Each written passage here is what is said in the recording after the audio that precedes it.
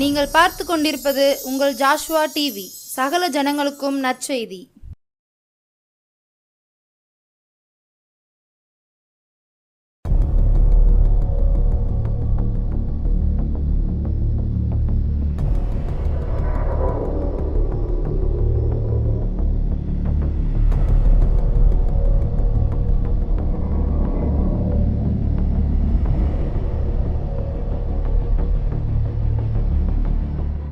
Joshua டிவியை பார்த்துட்ருக்கிறனே அனைவருக்கும் இயேசு கிறிஸ்துவின் அன்பின் வாழ்த்துதலை தெரிவித்துக் கொள்கிறோம். இந்த எழுப்புதல் நேரத்துக்காக ஆண்டவர் உங்களை சந்திக்கிறது, இந்த காணொலி மூலியம் சந்திக்கிறதுக்கு மிக்க மகிழ்ச்சி அடைகிறேன். ஆண்டவர் கொடுத்த பெரிய சலாக்கியத்துக்கும் பாக்கியத்துக்கும் ஆண்டவருக்கு நன்றி செலுத்துகிறேன். சோம் இல்லாமல் அந்த எழுப்புதல் நேரத்துக்காக ஆண்டவரே உண்மை நன்றியோடு மை துதிக்கிறேன், துதிக்கிறேன். ஆண்டவரே ஒரு விஷயங்களை தாழ்த்தி வெறுமையாக்குகிறேன். ஆண்டவரே நாங்கள் எல்லாராச்சா நீங்கள் ஆண்டவரே அசைவாடுங்க. ஒவ்வொரு வார்த்தையும் ஆண்டவரே அநேகரோட இருதயத்தை உடைத்து ஆண்டவரே கர்த்தருக்காக இதையாக செய்யணும்னு ஒரு வைராக்கியத்தினாக ஒவ்வொரு பிள்ளைகளுக்குள்ளேயும் ஊற்றப்படுவதாக பரிசுத்த ஆவியானவரே இம்மட்டும் காத்த வினசரே துதிக்கிற ராஜா, இனி காத்து வழி நடத்துங்க. ஏசு கிறிஸ்துவினை ஜெபிக்கிறோம் நல்ல பிதாவே, ஆமென். வாசிக்கலாமா? லூக்கா 19ஆம் அதிகாரம் 10ஆவது வசனம் தெளிவாக சொல்லுது பாருங்க. இழந்து போனதை தேடவும் ரட்சிக்கவுமே மனுஷகுமாரன் வந்திருக்கிறார் என்றார். இப்போ இழந்து போனதை தேடவும், இழந்து போனது ஆசையோ அந்தஸ்தையோ என்ன செய்ய கௌரவத்தையோ என்ன செய்யலை தேடி வரல ஏசப்பா. இழந்து போனதே அநேக சனத்தை இழந்து போனோமே, பாவத்திலையும் அக்கிரமத்திலையும் மீறுதலையும் இருந்து அநேக சனத்தை இழந்து போனோமே அப்படின்னு தான் என்ன செய்யறார் மனுஷகுமாரன் இந்த தேசத்துக்குள்ளே என்ன செய்கிறாரு மறுரூபம் எடுத்து வர்றாரு. சொந்த குமாரனே என்ன செஞ்சுக்கிறார், பிதாவானவர் சொந்த குமாரனே அனுப்பியிருக்கிறாரு. அந்த பலியாகணும்னு சொல்லி சொந்த குமாரனே அனுப்பியிருக்காரு. எதற்காக அனுப்பியிருக்கிறாரு? அந்த தெய்வ திட்டம் நிறைவேறணும். இன்னும் இந்த ஜனம் மறிக்கக்கூடாது, பாவத்திலையும் அக்கிரமத்திலையும் மறிக்கக்கூடாதுன்னு என்ன செய்கிறார், சொந்த குமாரனை என்ன செஞ்சுருக்கிறாரு இந்த தேசத்துக்குள்ளே அனுப்பியிருக்கிறாரு. இந்த தேசத்துக்குள்ளே அனுப்பி என்ன செய்கிறார், அதான் சொல்கிறாரு தெளிவாக சொல்ல, இழந்து போனது தேடவும் ரட்சிக்கவுமே மனுஷகுமாரன் வந்திருக்கிறார் என்றார். அப்போ இழந்து போனது என்ன செய்ய, இழந்து போனோம். அநேக ஆத்துமாக்களை இழந்து போனோம். அநேக என்ன செஞ்சுருக்கோம், தெய்வ திட்டத்தை விட்டு இழந்து போனோம். அந்த இழந்து போனதை தேடவும் ரட்சிக்கவும் தான் என்ன செய்கிறார் ஏசப்பா இந்த பூலோகத்தில் வந்திருக்கிறாரு. அந்த நோக்கத்தை நிறைவேற்று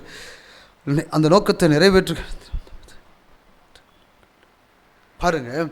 ஆண்டவர் பாருங்கள் எதற்காக நம்மளை முன்குறித்திருக்கிறான்னா அந்த தெய்வ திட்டத்தை நிறைவேற்றி ஒரு மனுஷன் பாருங்கள் சகையின்னு ஒரு மனுஷன் என்ன செஞ்சுருக்கிறான் பார்த்தீங்கன்னா, அதே அதிகாரத்தில் பார்த்தீங்கன்னா லூக்கா 19ஆம் அதிகாரம் 5, 6, 7 அந்த வசனத்தை வாசித்து பார்த்தீங்கன்னா சகையின்னு ஒரு மனுஷன் எல்லா ஆட்களையும் பிரபலமாக பேசப்படுகிறது. கிறிஸ்து இயேசு வருகிறாரு, அவர் நன்மைகளை செய்கிற என்ன செய்யற பூமி எங்கே அவர் உலாவிக் கொண்டு இருக்கிறாரு.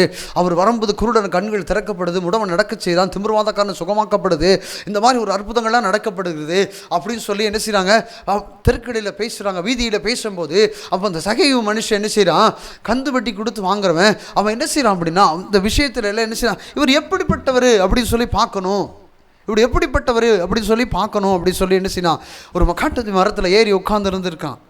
அப்போ ஏசப்பா அந்த வழியில் வர்றாரு. அந்த வழியில் வரும்போது தான் சொல்ற, இதோ இந்த இடத்துல வந்தபோது அண்ணாந்து பார்த்து அவனை கண்டு, சகைவே நீ சீக்கிரமாக இறங்கி வா, இன்றைக்கு நான் உன் வீட்டிலே தங்க வேண்டும் என்றார். அவர் சீக்கிரமாக இறங்கி சந்தோஷத்தோடு அவரோடு அழைத்து கொண்டு போனான். அதை கண்ட யாவரும் அவன் பாவியான மனுஷனிடத்தில் தங்கும்படி போனார் என்று முறுமுறுத்தார்கள். அவர் பாவியை நேசிக்க வந்திருக்கிறார், அவர் பாவியை நேசித்து வந்திருக்கிறார். ஐயோ நீங்கள் வீட்டுக்குள்ளே உட்காந்துருக்கலாம், இந்த சேனலில் பார்த்துட்டு இருக்கிறான், ஐயோ நம்ம இவ்வளோ பாவம் செஞ்சுருக்கிறோமே, ஏசப்பா நம்ம ஜெபத்தை கேட்பாரா, இந்த இவ்வளோ பாவம் செஞ்சு தான் நமக்கு தண்டனையாக இந்த நோயோடு உட்காந்துட்ருக்கிறோமே, இந்த ஜெபத்தை கேட்பாரா அப்படின்னு சொல்லி கண் கலங்கி போய் உட்காந்துட்ருக்கலாம். அவர் சொல்கிறாரு பாவியை நேசித்து தான் வர்றாரு. அந்த சகை மனுஷன் மேலே உட்காந்துருக்கிறான், சகைவே கீழே இறங்கி வா, நான் இன்றைக்கி உன் வீட்டில் என்ன செய்யணும், தங்கணும் சாப்பிடணும்னு சொல்கிறாரு. அப்படிப்பட்ட தெய்வம் என்ன செய்கிறாரு, எல்லாரையும் மீட்கணும்னு சொல்லி இந்த பூலோகத்துக்கு வந்து தான் அந்த சகைவியோட பேசின ஆண்டவர் உங்களோட என்னோட பேசுகிறதுக்கு அவர் வல்லமை உள்ள தேவனாக இருக்கிறாரு. இழந்து போனதை தேடவும் ரட்சிக்கவும் என்ன செஞ்சார் இந்த பூலோகத்தில் வந்திருக்கிறாரு. இன்றைக்கி சகை வாழ்க்கையில் ஆண்டவர் எல்லாத்தையும் என்ன செய்ய, அவர் வந்து உங்க கூட உட்காந்தோன்னு எல்லாத்தையும் ரெட்டத்தனையாக நான் திருப்பி தந்துடுறேன் அப்படின்னு சொல்லி, வாங்கினதெல்லாம் ரெட்டத்தனையாக கொடுத்துட்றேன் அப்படின்னு சொல்லி, நான் தனியாக கொடுத்துட்றேன்னு சொல்லி எல்லாத்தையும் கொடுத்தும்போது ஆண்டவர் எவ்வளோ சந்தோஷப்படுவார்.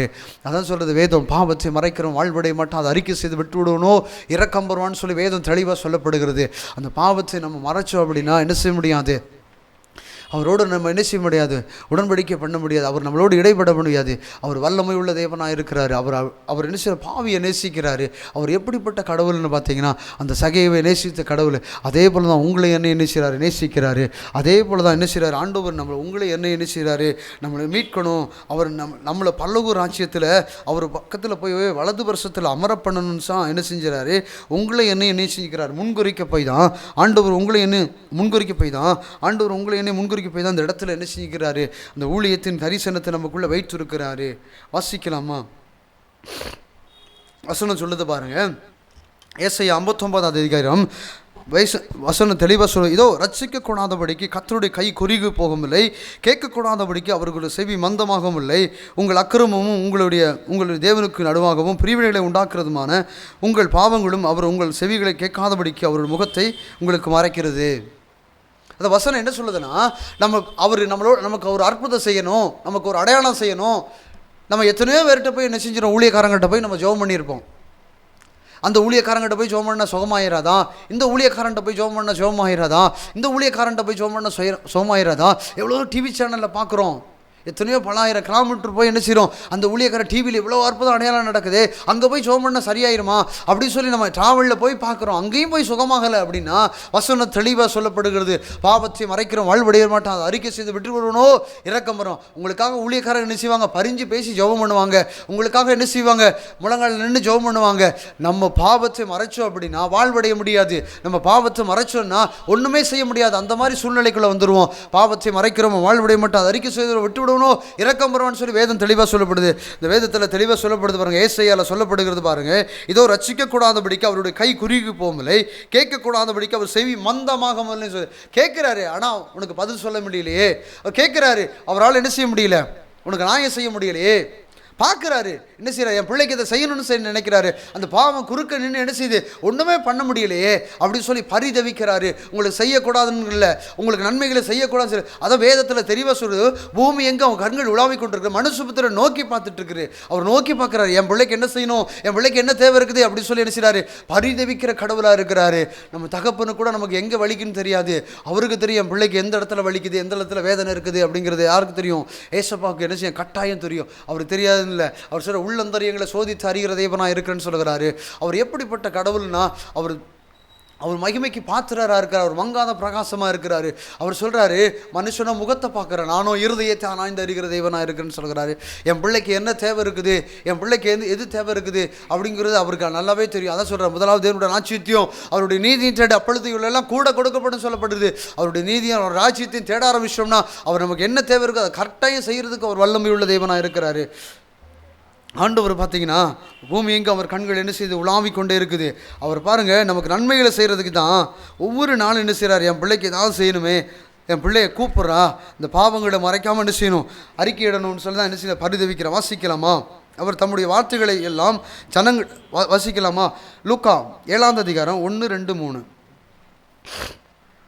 அவர் தம்முடைய வார்த்தைகளை எல்லாம் ஜனங்களுக்கு காதுகள் கேட்கும்படிக்கு சொல்லி முடித்த பின்பு கப்பலுக்கு போனார். அங்கே 100க்கு அதிபதி ஒருவன், பிரியமான வேலைக்காரன், வியாதிப்பட்டு மரண அவசியப்பட்டிருந்தான். அவன் இயேசுவை குறித்து கேள்விப்பட்டு போது அவர் வந்து தன் வேலைக்காரனை குணமாக்க வேண்டும் என்று அவரோடு வேண்டிக் கொண்டபடி யூதாருடைய மூப்பரை அவரிடத்தில் அனுப்பினார்கள். பாருங்க, அங்கே ஒரு 100க்கு அதிபதி ஒருத்தர் இருக்கிறான். என்ன செய்யறான்னா, வேலைக்காரன் என்ன செய்யறான், பலவீனப்பட்டு போய் இருக்கிறான். வேலைக்காரனுக்காக வந்து பரிதவிக்கிறான். 100க்கு அதிபதி என்ன செய்ய, வேலைக்காரனுக்காக பரிதவிக்கும் போது தான் அங்கே போய் கேட்குறாரு, என் வேலைக்காரன் இப்படி இருக்கிறான், நான் என்ன பண்ணுறதுன்னு தெரியல, நான் நிறைய கேள்விப்பட்டிருக்கிறேன், நீங்கள் ஒரு வார்த்தை சொன்னால் போதும் அவன் சுகமாயிருவான். அவனுக்குள்ளே இருக்கிற விசுவாசம் பாருங்கள், அவன் விசுவாசத்தை என்ன செய்ய, விசுவாசத்தில் பிணையாளி ரட்சிக்கப்படும் சொல்லி வேதம் சொல்லப்படுகிறது. அந்த விசுவாசம் பாருங்கள், அவன் என்ன செய்ய, வேலைக்காரன் சொஸ்தமாக்கப்பட்டான். வேலைக்காரன் என்ன செஞ்சான், அவர்கள் இயேசுவிடத்தில் வந்து அவரை கருத்தாய் வேண்டிக் கொண்டான். நீர் அந்த தயவு செய்யும்படி நீர் தயவு செய்வதற்கு அவன் பாத்திரனாய் இருக்கிறான். அவன் தம்முடைய ஜனத்தை நேசிக்கிறான், தம்முடைய ஒரு ஜெப ஆலயத்தில் கட்டி என்றார். அதுக்கு ஆண்டவர் என்ன சொல்கிறார் அப்படின்னா, அவர் அந்த வார்த்தையை கேட்டு என்ன செஞ்சார், அந்த வேலைக்காரன் சொஸ்தமான அவர் அப்படிப்பட்ட கடவுள். அதே போல் தான் இன்றைக்கி என்ன செஞ்சுக்கிறாரு, ஏசப்பா என்ன செய்கிறாரு, அவருடைய ஊழியத்தை செய்கிறதுக்கு அவர் அந்த நேரத்தில் என்ன செய்ய நினைச்சாரோ அந்த கனமான ஊழியத்துக்காக தான் என்ன செய்கிறாரு, இழந்து போனதை ரட்சிக்கிறதுக்கும் என்ன செய்கிறாரு, இழந்து போனதை தேடுகிறதுக்கும் இயேசு என்ன செய்கிறார், இந்த பூலோகத்துக்கு வந்தது போல் தான் இன்றைக்கி அவருடைய ஊழியத்தில் அவர் ஸ்தானத்திலேருந்து அவர் ஊழியத்தை செய்கிறதுக்கு தான் உங்களை என்ன செய்கிறார், முன்குறித்திருக்கிறார். அந்த தெய்வ திட்டத்துக்காக என்ன செஞ்சுக்கிறாரு, முன்குறிக்க போய் தான் ஆண்டவர் என்ன செய்கிறார், நம்மளோடு இடைப்பட்டுட்டே இருக்கிறாரு. ஒவ்வொரு வார்த்தையும் நம்மளோட பேசிகிட்டே இருக்கிறார். நம்ம நினைக்கிறோம் நமக்கு பேசலை, நம்மளை மாதிரி பலவீனம் பட்டு போய் இருக்கிறவங்களுக்கு தான் பேசுகிறாரு அப்படின்னு நினச்சிட்டு இருக்கிறோம். நம்மளை அந்த கனமான ஊழியத்துக்கு அழைக்க போய் தான் அதை சொல்கிறார். ஒரு மனுஷன் கேட்குறான், நான் பரலோக ராஜ்யத்துக்கு போகிறதுக்கு நான் என்ன செய்யணும்னு கேட்குறான். முதலாவது என்ன செய்ய, தேவனுடைய ராஜ்யத்தை அவருடைய நீதி தேடுன்னு சொல்லப்பட்டிருக்குது. அதே மாதிரி என்னை விசுவாசிக்கிறவன் தான் செய்த கிரியைகளை செய்வான், அதை பார்க்கல பெரிய காரியங்களை செய்வான்னு சொல்லப்படுகிறது. அதை சொல்ல, என்னை பின்பற்றுகிறவன் என்ன செய்யறான், என்னை பின்பற்றுகிறவன் நாவை பின்பற்றுகிறான்னு சொல்லி வேதம் தெளிவாக சொல்லப்படுது. அவரை பின்பற்ற ஆரம்பிச்சோன்னு அவர் அதை சொல்கிறாரு, தெளிவாக சொல்கிறார். ஒரு மனுஷன் தெளிவாக கேட்குறான், நான் பரலோக ராஜ்யத்துக்கு வர்றதுக்கு என்ன செய்யணும் அப்படின்னு. நானே வழியும் சத்தியம் ஜீவனமாக இருக்கிறேன்னு சொல்கிறாரு. அவர் என்ன பூமியில் நடப்பிச்சாரோ, எத்தனை பேரை குணமாக்கினாரோ, எத்தனை பேருக்கு பாவத்தை அறிக்கையிட்டு ஜெபம் பண்ணாரோ, அதே போல தான் ஆண்டவர் அந்த கனமான ஊழியத்துக்காகத்தான் உங்களையும் இழந்து போனதை ரசிக்கவும் தேடவும் என்ன செய்கிறார், இந்த பூலோகத்துக்கு வந்தது போது தான் இன்றைக்கி அவர் நமக்குள்ளே இருந்து வாசம் பண்ணி அவர் சுவாசத்தை நம்ம கொடுத்து அவர் வாசம் பண்ணி என்ன செய்கிறார், நம்மளோட அசைவாடுறதுக்கு தான், இன்றைக்கி அநேக ஜனத்தோடு வெளிப்படுறதுக்கு தான் என்ன செய்கிறார், இரண்டாவது வருகைக்காக என்ன செய்கிறார், ஆயத்தப்பட்டிருக்காரு. அந்த இரண்டாவது வருகைக்கு எல்லா ஜனத்தையும் ஆயத்தப்படுத்துறதுக்கு தான் இன்றைக்கி அவர் ஆவியை நம்ம ஊற்றி பரிசுத்தாவியின் வல்லமையை நமக்குள்ளே ஊற்றி என்ன செய்கிறாரு, அவர் அசைவாடி கொண்டிருக்கிறாரு. இன்றைக்கி பரதீசில் போய் ஏசப்பா 3ஆம் நாள் உயிர் தெழுந்து இன்றைக்கி சீசர்களை கூப்பிட்டு சொல்கிறாரு, நான் எடுத்துக்கொள்ளப்பட போகிற நாட்கள் வந்துருச்சு அப்படின்னு சொல்லும்போது சீசர்கள் கேட்காங்க, நீங்கள் போயிட்டீங்கன்னா எங்களை யார் ஊழியத்தை நடத்துவா, இவ்வளோ நாள் நீங்கள் சொல்லித்தானே என்னென்ன செய்யணுமோ அதை சொல்லித்தானே செஞ்சுட்டு இருந்தோம், நாங்கள் எப்படி போய் ஊழியம் செய்ய முடியும்னு சொல்லி கேட்கும்போது தான் சொல்கிறாரு, நான் உனக்காக ஒரு இடத்தை ஆயத்தப்படுத்த போகிறேன், உனக்கு ஒரு தேற்றவான நடப்பு. அவர் தான் பரிசுத்த ஆவியானவர். அந்த பரிசுத்த ஆவியானவர் தான் கண்டித்து உணர்த்துகிறாரு, நாளைக்கு நடக்க போகிற காரியங்களை வெளிப்படுத்துகிறாரு. அவர் தான் அந்த ரங்கத்துக்கு இருக்க பொக்கிஷங்களை வெளிப்படுத்த அந்த புதைகளை நமக்கு வெளிப்படுத்திக்கிட்டே இருக்கிறாரு. அந்த விஷயங்களை ஒவ்வொரு விஷயங்களையும் நமக்கு என்ன செய்கிறார், வெளிப்படுத்திட்டே இருக்கிறார். அவர் அப்படிப்பட்ட கடவுள் அப்படிங்க போய் தான் என்ன செய்கிறாரு, நமக்கு வெளிப்படுத்துகிறாரு. பாவத்தையும் நீதியும் கண்டித்து உணர்த்துகிற பரிசுத்த ஆவியானவர் நம்மளோடு இடைப்பட போய் தான் இன்றைக்கி என்ன செஞ்சுருக்கோம், நம்ம ஜீவனோடு இருக்கோம். ஆவியானவர் எங்கெங்கே உண்டோ அவங்க விடுதலை வேண்டும் சொல்லி வேதம் சொல்லி தெளிவாக சொல்ல, சத்திய ஆவியானவர் என்ன செய்கிறாரு, சத்தியத்தில் வழி நடத்துகிற தெய்வனாக இருக்குன்னு சொல்லி வேதம் சொல்லப்படுகிறது. அந்த சத்திய ஆவியானவர், அந்த சத்திய வசனம் நமக்குள்ளே போகும்போது சகலத்தையும் சத்தியத்துக்குள்ளே நடத்துகிற சத்திய ஆவியானவர் நமக்குள்ளே இருக்கிறாரு. அதை தான் சொல்கிறார், உனக்கு ஒரு தேற்றளமான நடப்ப அந்த வார்த்தை தான் நமக்குள்ளே தேற்றப்படுகிறது. அன்னைக்கு சொல்றாரு, வேதம் சொல்லப்படுகிறது தெளிவா, மனுஷ அப்பத்தனை மாத்திரமல்ல தேவனிருந்து வாயிலிருந்து பிறக்கிற ஒவ்வொரு வார்த்தையிலும் பிழைப்பான்னு சொல்லி வேதம் தெளிவாக சொல்லப்படுகிறது.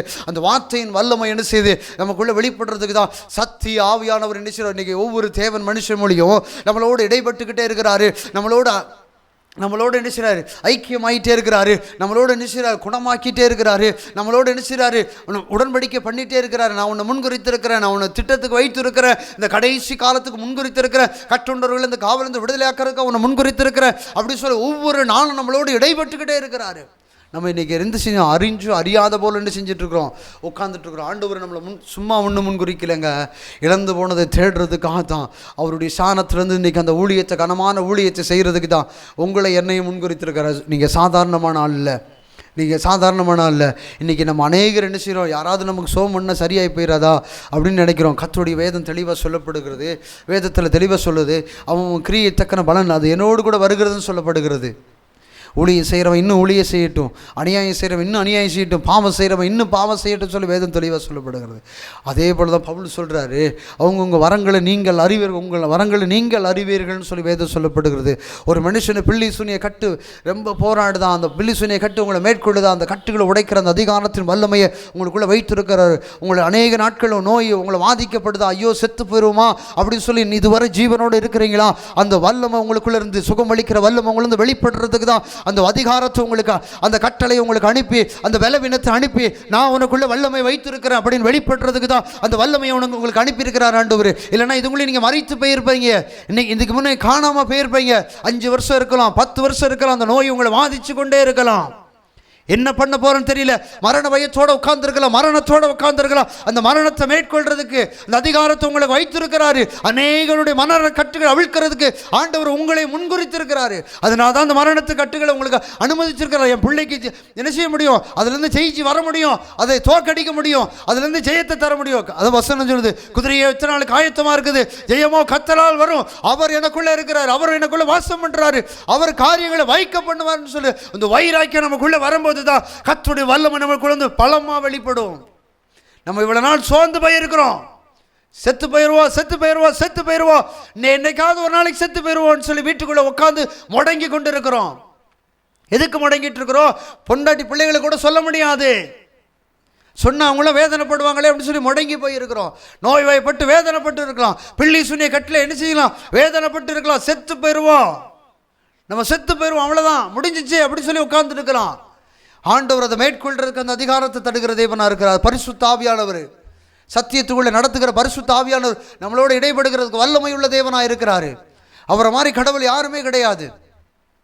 யோபை சோதிக்க வரணும் பிசாசு, என் பிள்ளை மேலே எதுக்கு கண் போடுற அப்படின்னு.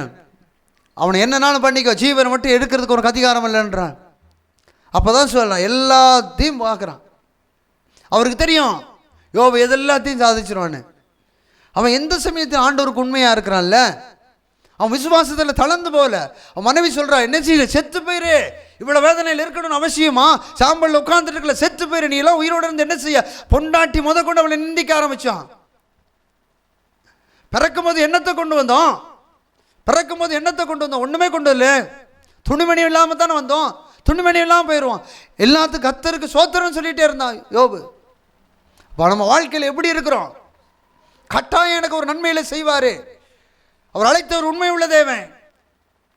அநேக சொந்தக்காரன் மந்தக்காரன் கூட இருந்த சிநேகிதன் கூட நிந்திக்க ஆரம்பித்தான். அதே போல் தான் ஆண்டவர் பார்த்துக்கோங்க.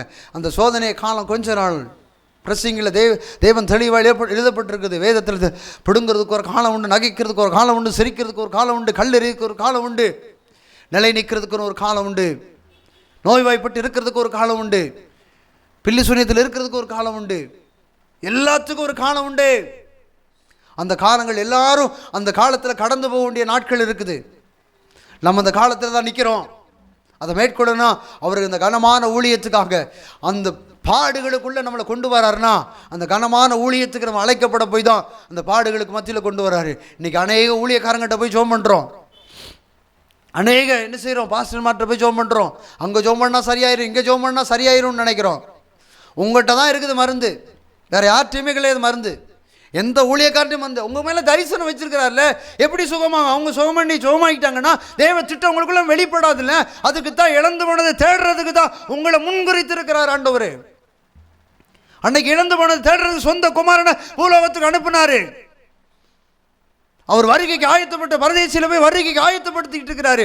அதே ஊழியத்தை, அந்த கனமான ஊழியத்தை நிறைவேற்றுறதுக்கும், கனமான தேவ திட்டத்தை நிறைவேற்றுக்கும், பிதாவின் சித்த செய்து நிறைவேற்றுறதுக்கு தான் தேவன் உங்களை என்னையும் முன்குறித்திருக்கிறாரு. மத்தையில தெளிவாக சொல்லப்படுது, பிதாவின் சித்தம் செய்யாதவன் தேவனுடைய ராஜ்யத்தில் பிரவேசிக்க முடியாதுன்னு சொல்லி வேதம் சொல்லப்படுகிறது. எதுக்காக முன்குறித்திருக்கிறாரு? தேவ திட்டத்தை நிறைவேற்றுறதுக்கு, தேவ நோக்கத்தை நிறைவேற்றுறதுக்கு. அதான் தெளிவாக எழுதி வைத்திருக்கிறாரு. நீ வேண்டிக் கொள்வதுக்கு முன்னே என்னது தேவனை நான் அறிந்திருக்கிறேன்னு சொல்கிறாரு. நீங்கள் வேண்டதுக்கு முன்னாலே உங்களுக்கு என்ன வழி வலிக்குது, என்ன வேதனையில் இருக்கிறீங்க, என்ன பாடல் இருக்கிறீங்க, கடன் பிரச்சனையா, பாரமா, எல்லாமே அவருக்கு தெரியும். நீ சொல்லவே வேண்டாம், அவர் தெரிந்திருக்கிறேன்னு சொல்கிறாரு. இவ்வளவு அறிந்த தேவன் உன்னை விடுதலை ஆக்கிறதுக்கு ஏமாத்துறோம். அவர் ஊழியத்துக்காக நீ ஒப்பு கொடுக்கும் போது, அவர் தரிசனத்துக்காக ஒப்பு கொடுக்கும் போது, இந்த கடைசி கால தேவ திட்டத்துக்காக ஒப்பு கொடுக்கும் போது உன்னை மட்டும் மீட்க போறதில்ல, உன் சன்னதியே மீட்க போகிறாரு. அதான் சொல்ற, உன் ஜாதிகளுக்கு உன்னை ஒளியாய் வைத்திருக்கிறேன்னு சொல்கிறாரு. நீ மலை மேல் இருக்கிற பட்டணம், நீ மறைந்திருக்காகன்னு சொல்றாரு. எதுக்காக அந்த வாக்குத்தத்தம் பண்ணியிருக்கிறாரு? ஒவ்வொரு சன்னதி மேலேயும் அந்த வாக்குத்தத்தத்தை வைத்திருக்கிறாரு. ஆபிரகாமுக்கு கொடுத்த வாக்குத்தத்தம், அது ஈசாக்கு கொடுத்த வாக்குத்தத்தம், யாக்கோவுக்கு கொடுத்த வாக்குத்தத்தம், உங்களுக்கு பிதாக்கள் கொடுத்த வாக்குத்தத்தம் உனக்கும் எனக்கும் நிறைவேறதுக்கு தான் ஆண்டவர் பெரிய திட்டங்களை வைத்திருக்கிறாரு. நீ மலை மேல் இருக்கிற பட்டணம், நீ மறைந்திருக்காகாதுன்னு சொல்றாரு. நீ பட்டணத்துக்கு ஒளியா இருக்கிற சன்னதி, உன் சன்னதிக்கு நீ ஒளியா இருக்கிற சன்னதி. நீ ஒரு தீர்க்கதரிசி, காரியங்களை வெளிப்படுத்துகிற தீர்க்கதரிசி. ஆண்டவர் கடைசி காலத்துக்காக ஆண்டவர் அழைத்திருக்கிறாரு. நாங்கள் ஒரு வாரத்துக்கு முன்னால் என்ன செஞ்சோம், குமளிக்கு ஒரு இடத்துக்கு ஊழியத்துக்கு போனோம். ரொம்ப நொறுக்கப்பட்டோம், ப்ரேயரே பண்ண முடியல.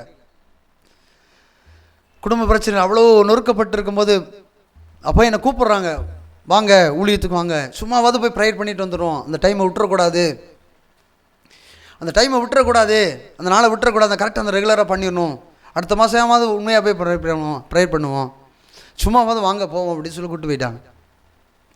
என்னால் ப்ரேயர் பண்ண முடியாதுன்னு அந்த மாதம் வர முடியாது அப்படின்னு சொல்லி பார்த்தேன். வாங்கன்னு சொல்லி கட்டாயம் எழுத்துட்டு போயிட்டாங்க.